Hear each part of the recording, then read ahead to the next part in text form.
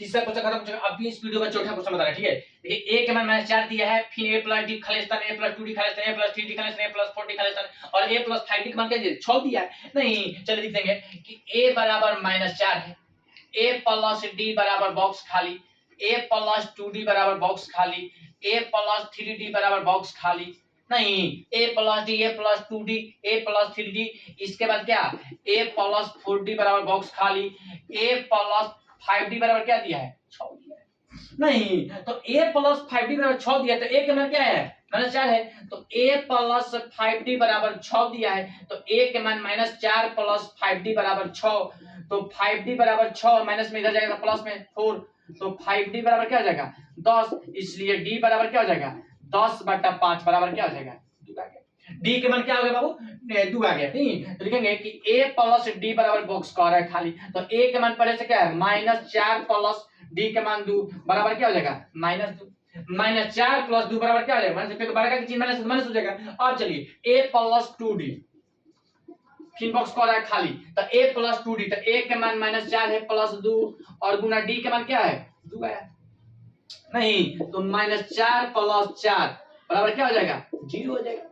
नहीं, प्लस में कट गया तो क्या हो जाएगा 0 हो जाएगा। देखिए 2 गुना d के मान क्या है 2 है, तो -4 प्लस 2 गुना 2, तो मतलब -4 प्लस क्या है 4 बराबर 0 हो जाएगा। नहीं, अब चलिए a प्लस 3d बराबर बोल रहा है बाबू, a प्लस 3d बराबर क्या होगा। नहीं, तो a प्लस 3d, तो a के मान -4 है, नहीं प्लस 3 2 गुना d के मान क्या है 2 है। नहीं, तो लिख देंगे -4 नहीं -4 प्लस 6 बराबर क्या हो जाएगा +2, -4 प्लस 6 क्यों प्लस 2 है क्योंकि बारका के चिन्ह प्लस है इसलिए प्लस है। अब कह रहे बाबू a प्लस क्या 4d का मान निकालने के लिए a प्लस 4d बराबर बॉक्स खाली, तो a के मान -4 है प्लस 4 गुना d के मान 2 है। नहीं, तो -4